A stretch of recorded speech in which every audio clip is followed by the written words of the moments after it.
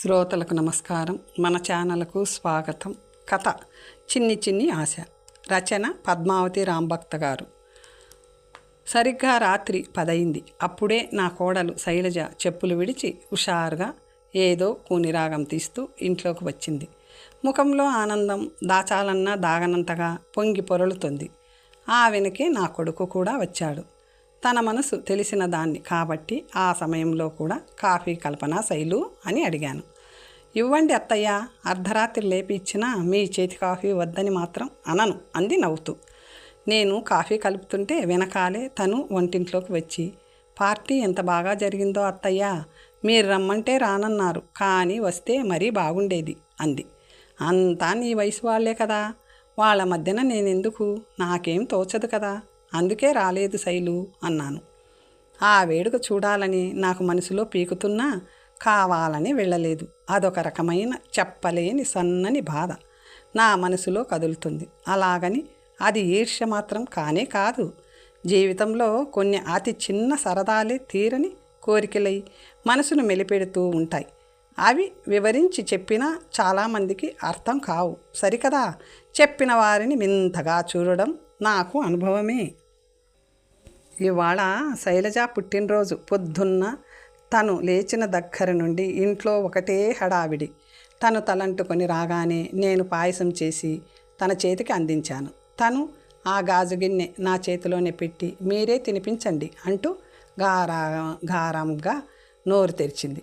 తినిపించగానే నా కాళ్లకు దండం పెట్టింది.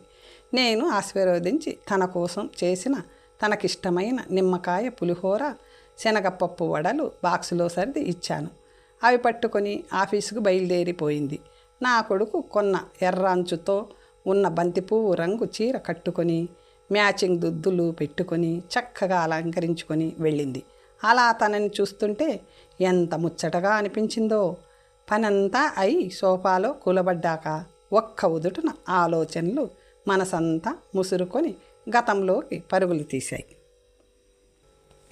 భారెడు పొద్దెక్కుతుంది వసుదా, లేవవే, ఆడపిల్లలు ఇంతసేపు పడుకుంటే ఇంటికి అరిష్టం అంటూ అమ్మ పొద్దున్నే తన చాట భారతం మొదలుపెట్టింది. అప్పుడే సరిగ్గా గడియారం ఠంగ్ ఠంగుమంటూ 6 కొట్టింది. ఆడపిల్లలు అంటూ అమ్మ అన్నమాట పదే పదే చెవిలో మారుమోగుతుంటే, అంటే తమ్ముడు ఆలస్యంగా లేవవచ్చన్నమాట అని మనసులో అనుకున్నాను.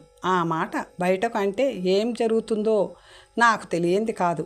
చిన్న చిన్న విషయాలకు రెట్టించినందుకే ఆడపిల్లలకి అంత పొగరు పనికిరాదు. ఏమిటలా ప్రతిదానికి వాదిస్తావు? చిన్నతరం పెద్దంతరం లేకుండా. అయినా మీ అమ్మ పెంపకం అలా తగలబడింది అంటూ అమ్మని సాధించడానికి ఒక కారణం భూతద్దం వేసి మరీ వెతుకుతూ విరుచుకుపడుతుంది నాయనమ్మ. ఆవిడికి తమ్ముడొక్కడే మనిషిలా అనతాడు. ఇంట్లో ఏది వండినా ముందు వాడి కోసం తీసి పక్కన పెట్టాల్సిందే, లేకపోతే ఆవిడ ఊరుకోదు. నాకు నచ్చిన కూర మరికొంత కావాలని పేచీ పెట్టినా పెట్టరు. అదే వాడు అడిగితే మాత్రం మా కంచాలలో నుంచి తీసి మరీ వాడికి ఇచ్చేస్తారు. ఆడపిల్లగా పుట్టకూడదసలు అని ఎన్నిసార్లు నాలో నేను అనుకొని బాధపడ్డానో లెక్కలేదు. ఇంట్లో వాళ్ళు కథలుగా నా పుట్టక గురించి చెప్పుకుంటుంటే నా మనసులో అదంతా అలా బలంగా పాతుకుపోయింది. 5 ఆడపిల్లల తర్వాత ఎన్నో ఏళ్లకి అమ్మకు మళ్ళీ కాన్పు వచ్చింది. అమ్మ తీయించేసుకుందామనుకుంటూనే ఈసారి మగపిల్లాడు పుడతాడేమో అనే చిన్న ఆశతో ఉంచేసుకుంది. ఆమెకు నాయనమ్మ, నాన్నతో పాటు ప్రపంచం సమస్తము వంత పాడింది. కానీ నా పుట్టుకతో వాళ్ళందరి ఆశ కొండెక్కిపోయింది. పురుడు జరిగిన ఇంట్లో నుంచి వచ్చిన శోకాలు చూసి అందరూ ఏమైందో అని కంగారు పడ్డారు. తీరా చూశాక హో, మళ్ళీ ఆడపిల్ల అని పెదవి విరిచిన వాళ్ళు చుట్టూ చేరినప్పుడు అందరికీ బాధ మరింత ఎక్కువైంది. నాయనమ్మ బాలింత అయినా అమ్మకి సరిగ్గా తిండి కూడా పెట్టలేదు. సరికదా, మళ్ళీ ఆడపిల్లని కన్నందుకు అమ్మని సూటిపోటి మాటలతో కుళ్ళబొడిచింది. ఇక నాన్న సరే నన్ను చూడటానికి కూడా రాలేదు. చివరికి ఒక పెద్దాయన మరోసారి చూడండి, ఈసారి తప్పక మగపిల్లాడు పుడతాడు అని ధైర్యం చెప్పేసరికి కాస్త కుదటపడ్డారు. అప్పుడు కూడా మరో ఆడపిల్ల పుడితే ఏం చేసేవారో మరి. కానీ వారి ఆకాంక్షకు తగ్గట్టు ఆయన దీవించినట్టే మరో 2 ఏళ్లకు తమ్ముడు పుట్టడంతో అందరూ పరమానంద పడిపోయారు. బడికి వెళ్ళడం మొదలుపెట్టాక 2వ తరగతికి రాగానే అనుకుంటా నాలో ఆ చిన్న సరదా మొదలైంది. ఆ రోజు ఉత్సాహంగా ఇంటికి రాగానే మొదట నాకు నాయనమ్మ కనబడింది. అంతే, ఆలస్యం చేయకుండా నాయనమ్మకు నా కోరిక చెప్పాను. విన్న వెంటనే నాయనమ్మ అదొక్కటే తక్కువ, చాలే సంబడం అని ఒక్కసారిగా కసిరి పారేసింది. అమ్మకి అంత స్వాతంత్రం లేదని తెలియని వయసు నాది కాబట్టి ఆమె దగ్గర కూడా నా కోరిక వెల్లడించి జవాబు కోసం ఎదురు చూశాను. ఆవిడ నా వైపు ఒక్కమారు నిర్లిప్తంగా చూసి మౌనంగా ఊరుకుంది. నాతో పాటు చదువుకునే అందరిళ్లల్లో ఒకరిద్దరే పిల్లలు కావడంతో వాళ్ళల్లో ఏమో మరి వాళ్ళు ఆడింది ఆటగా పాడింది పాటగా కొనసాగేది. పుట్టినరోజున వాళ్ళు మంచిగా అలంకరించుకొని కొత్త బట్టలు వేసుకొని స్వీట్లు చాక్లెట్లు పంచుతుంటే నేను అంతలేసి కళ్ళేసుకొని చూస్తూ ఉండేదాన్ని. అలాగే ఆ రోజు టీచర్లు హెడ్ మాస్టర్తో సహా వాళ్ళని ప్రత్యేకంగా చూడటం నా దృష్టిని దాటిపోలేదు. అదిమి పెట్టుకున్న ఆ కోరిక కాస్తాగా పెద్దదవుతూ ఉంటుండగానే నేను పెద్ద మనిషినయ్యాను. నా శరీరంలో వస్తున్న మార్పులు నాకు తెలియడం మొదలయ్యింది. ఇప్పుడు నేను పెద్దదాన్ని అయ్యాననే ఊహ నాలో ధైర్యం పెంచి ఈసారి నాన్న దగ్గర నా కోరికను మరోమారు వ్యక్తపరిచేలా చేసింది. వినగానే నాన్న ముఖం చిట్లించి రెక్కలు ముక్కలు చేసుకొని ఇంతలావు సంసారాన్ని ఒక్కడిని నడుపుకొని వస్తున్నాననే జ్ఞానం ఒక్కరికీ లేదు. చచ్చి చెడి ముప్పొద్దులా మేపి చదువు కూడా చెప్పిస్తున్నాను. ఇవి చాలక పుట్టినరోజులు కూడా చేయాలా? నీ ముఖానికి నా ప్రాణాలు జలగల్లా పీల్చి పిప్పి చేస్తున్నారు. ఈ ఆడమంద ఇంకా పెళ్ళిళ్ళు కూడా చేసి చావాలి అని అరుస్తూ నా మీద విరుచుకుపడ్డారు. నాన్న కోపంతో బయటకు విసురుగా వెళ్ళిపోగానే నాన్నను పిక్కు తింటున్నామంటూ నా మీద అమ్మ మీద కారాలు మిరియాలు నూరడం మొదలుపెట్టింది నాయనమ్మ. నా మనసు గట్టిగా దెబ్బతింది. అక్కడే ఇక ఆ తరువాత ఎప్పుడు నా పుట్టినరోజు చెయ్యమని ఎవ్వరినీ అడగలేదు. అలాగని ఆ కోరిక కూడా నాలో చల్లబడలేదు. కాలేజీలో చేరాక అతి తక్కువ మందితో నా స్నేహం కొనసాగింది. వాళ్ళతో సైతం నా కోరిక విషయం ఏనాడు పంచుకోలేకపోయాను. నా వింత కోరిక విని చులకనగా నవ్వుతారేమో అన్న భయం నన్ను వెంటాడేది. అయినా ప్రతి మనిషి పుట్టుక ఆ రూపమే కదా. మరి ఆ పుట్టుకని లోకంలోకి అడుగుపెట్టిన రోజుని మనకున్న చిన్న పరిధిలో ఒక ఉత్సవంగా జరుపుకోవడం తప్పెలా అవుతుందో నాకు అర్థం కాదు. చెట్టు మీద గూడు కట్టిన పిట్టలను చూడటం నాకొక వేడుక. అవి తాము కన్న చిట్టి పిట్టల బుజ్జినోళ్లలో ఆహారం పెట్టి ఎంత చక్కగా పెంచుకుంటాయి. వాటికి ఎగరడం వచ్చే వరకు తమ రెక్కలను అడ్డుపెట్టి ఎంత బాగా కాపాడుతాయి. మనుషులకే ఆడామగ తేడాలు. ఈ వ్యత్యాసాలన్నీ కుక్క పిల్లి ఆవు ఇవేవి తమ బిడ్డ ఆడో మగో పట్టించుకోకుండా అన్నింటికి ప్రేమగా పాలిచ్చి పెంచుతాయి. మనుషులే ఆడపిల్లల్ని కన్నాక వివిధ కారణాలతో కుప్ప తొట్లో పారేయడమో లేదా కడుపులో ఉండగానే చంపేయడమో చేస్తున్నారు. సృష్టిలో ఆలోచించగల సామర్థ్యమున్న జీవులు ఒక్క మానవులే కదా. కానీ వారే ఇటువంటి అమానుష కృత్యాలకు పాల్పడతారెందుకు? ఎంతగా ప్రపంచం ముందడుగు వేస్తున్నా స్త్రీ వివక్షను ఎదుర్కోక తప్పటం లేదు కదా. ఉద్యోగాలు చేస్తున్నా ఊళ్ళేలుతున్నా ఎంతమంది ఆడవాళ్ళు వారి వారి జీవితాలలో ఆనందంగా ఉంటున్నారో అని లెక్కలేస్తే ఇప్పటికీ ఉలికిపడాల్సిన పరిస్థితే ఉంది మన సమాజంలో. సమయం దొరికినప్పుడు ఏకాంతంలో నా ఆలోచనలు అంతు పొంతు లేకుండా ఇలా సాగిపోతూనే ఉంటాయి. ఒకరోజు నన్ను అంటిపెట్టుకొని తిరిగే నా స్నేహితురాలు వాణి, వసుధ, చాలా రోజుల నుంచి గమనిస్తున్నాను. అంతవరకు ఉత్సాహంగా ఉన్న నువ్వు ఎవరిదైనా పుట్టినరోజు వస్తే చాలు డల్ అయిపోతున్నావని నాకు అనిపిస్తుంది. నా పరిశీలన నిజమే కదా అని అడిగింది. నేను తన ప్రశ్నకు ఉలిక్కిపడి తల దించుకున్నాను. కానీ జవాబు మాత్రం చెప్పలేదు. నాకు జవాబు చెప్పడం ఇష్టం లేదనుకుందో ఏమో. కానీ వాణి కూడా మరిక రెట్టించలేదు. నాకు నచ్చని విషయం ఎవరైనా ఎత్తితే నేను మౌనంగా ఉండిపోతానని వాణికి స్పష్టంగా తెలుసు. అన్నీ గుట్టుగా లోపలే దాచుకొని మనసులోని విషయాలేవి బయటకు చెప్పని నా అలాంటి ఇంట్రావర్ట్ని కాస్తైనా ఎవరైనా చదవగలిగారంటే అది వాణి మాత్రమే అని నాకు అనిపిస్తుంది. అందుకే తన దగ్గరే నేను కాస్త నోరు విప్పి మాట్లాడగలిగేది. ఇంట్లో వాతావరణం వల్లే నేనిలా మౌన నదిలా మారానేమో అని కూడా నాకే తెలుసు. నా 18వ పుట్టినరోజు వద్దన్న ఆ రోజు నన్ను పలకరించింది. నా అదృష్టం కొద్దీ నా పుట్టినరోజు వేసవి సెలవుల్లో రావడం వల్ల నన్ను ఎవ్వరూ ఆ రోజు చాక్లెట్లు ఇవ్వలేదని అడగరు. నేను ఆ రోజున తలస్నానం మాత్రం చేయడం మరువను. మామూలుగా నాకు ప్రతి శుక్రవారం తల రుద్దుకోవడం అలవాటు. తమ్ముడు ఆశ్చర్యంగా ఏమిటి వాళ్ళ శుక్రవారమా అన్నాడు నా తలకి చుట్టుకున్న తువ్వాలు చూస్తూ. కాదులే, ఎందుకో చిరాకుగా ఉంటే తలస్నానం చేశాను అన్నాను. నా పుట్టినరోజు అని చెప్పడం, ఎవరైనా ఒక పుల్ల విరుపు మాట అంటే బాధపడటం, ఇదంతా ఎందుకు అని నేను గప్చిప్గా ఊరుకున్నాను. చిన్నప్పటి నుండి ఎదురైన చేదు అనుభవాలు నాకు అంతలా గుర్తుండిపోయాయి. మరి సాయంకాలం పుస్తకమేదో చదువుకుంటుంటే సుడిగాలిలా మా ఇంటికి వాణి వచ్చింది. వచ్చి రాగానే పద బయలుదేరు మా ఇంటికి, ఒకసారి అర్జెంటుగా రావాలి నువ్వు అంది. అప్పుడే లోపలికి వస్తున్న నాన్నతో, ఒకసారి మీ అమ్మాయిని మా ఇంటికి తీసుకెళ్తాను బాబాయ్ గారు, మళ్ళీ ఒక అరగంటలో పువ్వుల్లో పెట్టి మీకు అప్పచెప్తాను అంది. అసలు ఎక్కడికి పంపని నాన్న ఏ కళ నున్నారో సరేనంటూ తలాడించారు. మా ఇల్లు వాళ్ళింటికి 5 నిమిషాల దూరం మాత్రమే. వాణి వాళ్ళింటికి వెళ్ళేసరికి వాళ్ళింట్లో ఎవ్వరూ లేరు. తను చెల్లాయి తప్ప వాళ్ళమ్మా నాన్న ఏదో పెళ్ళికి వెళ్ళారట. హాల్లో టీపాయ్ మీద ఒక చిన్న కేకు ఉండడం నన్ను ఆశ్చర్యపరిచింది. తను నన్ను చూసి నవ్వి, నువ్వు చెప్పకపోతే నాకు తెలియదనుకున్నావా దొంగ, ఇవాళ నీ పుట్టినరోజని నా ప్యాకెట్ మనీతో ఇలా అరేంజ్ చేశాను. లక్కీగా అమ్మా నాన్న పెళ్ళికి వెళ్ళడం కూడా కలిసొచ్చిందోయ్, లేకపోతే వాళ్ళు ఏమనుకుంటారో అని లోపల గింజుకుపోతావు కదా వసు అంది నా బుగ్గ గిల్లుతూ. అయోమయంగా చూస్తున్న నాకు దాని మాటలకు ఒక్కసారిగా కన్నీళ్ళొచ్చాయి. పిచ్చి, పుట్టినరోజు నాడు ఏడవకూడదు, రా కేక్ కట్ చేద్దువు కానీ అంటూ అగ్గిపెట్టె కోసం లోపలికి వెళ్ళింది.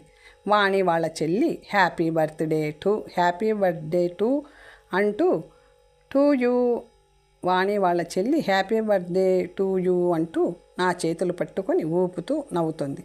ఉన్నట్టుండి అప్పుడే మా తమ్ముడు లోపలికి వచ్చాడు. చూసి ఆశ్చర్యపోయి, ఇవాళ నీ పుట్టినరోజా అయితే అన్నాడు. నేను బిక్కచచ్చిపోయాను. వాడే మళ్ళీ, నాన్న నిన్ను అర్జెంటుగా వెంటబెట్టుకురమ్మన్నారు పద అంటూ నా చేయి పట్టుకొని బయటకు లాక్కుపోయాడు. వాణి వైపు నిస్సహాయంగా చూస్తూ వాడి వెంట నడిచాను నేను. ఇంటికి వెళ్ళేసరికి ఎవరో అతిథులు హాల్లో కూర్చొని ఉన్నారు. నాన్న మా అమ్మాయి వసుధ అని వాళ్ళకి చెప్పి, వసుధ లోపలికి వెళ్ళి కాఫీ కలిపి తీసుకురా అంటూ నాకు పురమాయించారు. అంత అర్జెంటుగా నన్ను ఎందుకు పిలిచారో నాకు అర్థం కాలేదు. అమ్మ నాయనమ్మ అందరూ వాళ్ళతో ఏవో మాట్లాడుతున్నారు. నేను కాఫీ కప్పులు ట్రేతో తీసుకెళ్ళి వాళ్ళకి అందిస్తుంటే ఒకతను నన్ను తదేకంగా చూసి పక్కనున్న ఆవిడ వైపు చూస్తూ తలాడిస్తున్నాడు. నాకు హఠాత్తుగా బుర్రలో లైట్ వెలిగింది. 15 రోజుల తర్వాత రావలసిన వాళ్ళు అనుకోకుండా ఇటు పనుండి వచ్చారని నాన్న అమ్మతో అంటుంటే విన్నాను. ఇక వాళ్ళు వెళ్ళిపోగానే తమ్ముడు సరదాగానే, ఇవాళ అక్క పుట్టినరోజును వాణి అక్క జరుపుతుందోచ్ అన్నాడు. అంతే, ఇంట్లో అగ్నిపర్వతం బద్దలైంది. అందరూ నా మీద విరుచుకుపడ్డారు. అంటే ఏమిటి, మేం పుట్టినరోజు చేయలేని దరిద్రులమని అక్కడికి వెళ్ళి దేబరించుతున్నావా? ఛీ, చచ్చేలా కష్టపడి ఏ లోటు లేకుండా కుటుంబాన్ని లాక్కొస్తున్నా ఇలా అవమానిస్తావా అంటూ నాన్న చిందులు తొక్కారు. నేను ఏమీ మాట్లాడకుండా మౌనంగా ఉన్నాను. నేను ఏం చెప్పినా అక్కడ చెల్లదని నాకు తెలుసు. ఇదంతా ఊహించని తమ్ముడు చల్లగా ఇంట్లో నుంచి బయటకు జారుకున్నాడు. వాడిది తప్పని నాకు అనిపించలేదు. నాలో ఏ భావము లేదు, ఎవరి పట్ల కోపము లేదు. కానీ పాపం వాణి ఎంత ప్లాన్ చేసింది, దాని ప్రయత్నం వృధా అయిపోయిందే అని నా బాధ. ఇక ఆ రోజు నుండి నేను అడుగు బయట పెట్టలేదు. ఆ రోజు నన్ను చూసుకొని వెళ్ళిన అతడితో 2 నెలల్లో నా పెళ్ళి జరిగిపోయింది. నాకు ఇష్టమో లేదో కూడా కనుక్కునే ప్రయత్నం కూడా ఎవ్వరూ చేయలేదు. అలా నా నిమిత్తం లేకుండా నా జీవితంలో రోజులు, నెలలు, సంవత్సరాలు గడిచిపోయి 50లో పడ్డాను. కాలం నాకు కాస్త ఆలస్యంగానే ఒక కొడుకును మిగిల్చి నాకు తాళి కట్టిన ఆయనను తీసుకెళ్ళిపోయింది. ఆయన కూడా ఏనాడు నా మనసును చదవలేదు. నాకు ఏదిష్టమో తెలుసుకోలేదు. నిర్లిప్తంగా అలా ఆయనతో ఒక చూరు కింద రోజులు కరిగిపోయాయి. కొడుకుని పెంచి పెద్ద చేయడంలో తన ములకలైన నాకు మరి ఆలోచన మనసులో చొరబడలేదు. వాడు ఉద్యోగంలో కుదురుకున్నాక నాకు కోడల్ని వెతికే పని పెట్టకుండా ఒక రోజున, అమ్మా, నీకు నచ్చితే నువ్వు సరేనంటే ఈ అమ్మాయిని పెళ్లి చేసుకుంటాను అని ఒకరోజు శైలజను ఇంటికి తెచ్చి పరిచయం చేశాడు. నాకు మొట్టమొదటిసారి చాలా ఆనందం వేసింది. నన్ను కూడా ఒకరు మనిషిగా గుర్తించారని, నా ఇష్టాలు కనుక్కున్నారని భలే అనిపించింది. శైలజ కూడా చాలా నెమ్మదిగా చక్కగా ఉంది. వాడి సంతోషమే కదా నాకు ముఖ్యం. అందుకే మరిక ఆలోచించకుండా పెళ్లి జరిపించాను. శైలజ నా వెనకాలే తిరుగుతూ నాతో బాగానే ఉంటుంది. పెళ్ళయ్యాక మరో ఇంట్లో అడుగుపెట్టినప్పుడు ఆ వచ్చిన అమ్మాయి ఎంత కొత్తగా ఇబ్బందిగా ఫీల్ అవుతుందో నాకు తెలుసు. ఆ బాధ తెలిసిన దాన్ని కనుకనే నా కోడలికి ఇది తన ఇల్లే అన్న భావనను కలగజేయడానికి నా సాయశక్తులా ప్రయత్నిస్తూనే ఉన్నాను. తనకి ఒక తల్లిలా మారాను. శైలు కూడా మంచి సంస్కారం కలిగిన పిల్లే కాబట్టి నన్ను ఏనాడు ఇబ్బంది పెట్టలేదు. ఈరోజు ఆదివారం ఉదయాన్నే లేచి ఎందుకో క్యాలెండర్ వైపు చూసి ఉలిక్కిపడ్డాను. ఇవాళ నా 60వ పుట్టినరోజు అని గుర్తొచ్చి నాలో నేనే నవ్వుకుంటూ తలస్నానం చేసి వచ్చి పూజ చేసుకున్నాను. కాఫీలు కలిపి 8 అవుతుంటే వెళ్ళి కొడుకు గది తలుపు తట్టాను. వాళ్ళు ఆదివారం కాస్త ఆలస్యంగా లేస్తారు. తలుపులు తట్టగానే అదాటున తెరుచుకున్నాయి. అదేంటి తలుపులు వేసి లేవు అనుకొని లోపలికి చూస్తే నా కొడుకు కోడలు ఇద్దరు లేరు. ఆశ్చర్యంగా పొద్దున్నే ఎక్కడికి వెళ్ళారనుకుంటూ మొబైల్ తీశాను ఫోన్ చేద్దామని. ఎవరో బయట బెల్ కొట్టడంతో వెళ్ళి తలుపు తీశాను. నా కొడుకు కోడలు, తమ్ముడు, మరదలు, వాణి వాళ్ళ ఆయన, ఇంకొంతమంది స్నేహితులు బిలబిలా లోపలికి వచ్చి పుట్టినరోజు జైలు అంటూ పాట పాడుతూ నా చుట్టూ చేరి నాకు పూల గుత్తులు అందించి నన్ను సోఫాలో కూర్చోబెట్టారు. నాకు నోట మాట రాలేదు. ఏమిటిదంతా, ఎవరు అని నేను ఏదో అనబోయాను. ఇదంతా నీ కోడలు ప్లాన్ తల్లి. నీ 60వ పుట్టినరోజు ఘనంగా జరపాలని తను 4 నెలల ముందు నుంచే మా అందరినీ కూడగడుతుంది అంది వాణి. నాకు తెలియకుండా ఎలా చేసిందబ్బా అని ఒక పక్క నేను ఆశ్చర్యపోతుంటే, అక్క నన్ను క్షమించు. ఆ రోజు నీ పుట్టినరోజు నాడు నీకు చివాట్లు పెట్టించాను. అప్పుడు నేను చిన్నవాడిని కదా, నోటిని అదుపులో పెట్టుకోలేక నాన్న దగ్గర అనవసరంగా అలా వాగేశాను. అలా చేయకుండా ఉండాల్సిందని ఎప్పుడూ బాధపడుతూనే ఉంటాను అన్నాడు తమ్ముడు. వాడిని దగ్గరకు తీసుకొని నేను అది ఎప్పుడే మర్చిపోయానులేరా అన్నాను. చూశారా వదినా, మీ కోడలు తను వచ్చిన సంవత్సరంలోపే మీ మనసు ఎంత చక్కగా కనిపెట్టి ఇదంతా ఎలా ప్లాన్ చేసిందో. మా మట్టి బుర్రలకు ఇన్నాళ్ళు ఇలా చెయ్యాలని తట్టనే లేదు అంది మరదలు. అందరికీ టిఫిన్లు బయట నుండి ఆర్డర్ చేశాను అత్తయ్య. మీరు ఈ పట్టుచీర కట్టుకొని రండి. జాకెట్ కూడా మీ ఆతి ఇచ్చి ముందే కుట్టించేశాను అంటూ నా చేతికి ఒక ప్యాకెట్ అందించింది శైలు. ప్యాకెట్ తెరిస్తే నాకు నచ్చిన నెమలి కంఠం రంగు పట్టుచీరతో పాటు డైరెక్ట్ BAకి అప్లై చేయడానికి నింపిన దరఖాస్తు కూడా ఉంది. నాకు చదువుకోవడం ఇష్టమని తెలుసుకొని నా కోడలు నా చేత దరఖాస్తు చేయిస్తుందని అర్థమైంది. కాగితాలు చేత్తో పట్టుకొని శైలు వైపు చూస్తే తను నా వైపు చూస్తూ నవ్వుతుంది. సాయంత్రం నీ పుట్టినరోజు పార్టీ హోటల్లో అరేంజ్ చేసింది వసుధ నీ కోడలు. అప్పటి కోసం మరో కొత్త చీర సిద్ధం చేసిందిలే అంది వాణి. నా మనసు సంతోషంతో చిన్నపిల్లల్లా గంతులు వేసింది. ఆనంద బాష్పాలతో శైలును గట్టిగా కౌగిలించుకున్నాను. నా కొడుకు, అమ్మ నన్ను పట్టించుకోవడం మానేశావు, నువ్వు కోడలు పార్టీలో చేరి అంటుంటే అందరూ ఒకటే నవ్వులు.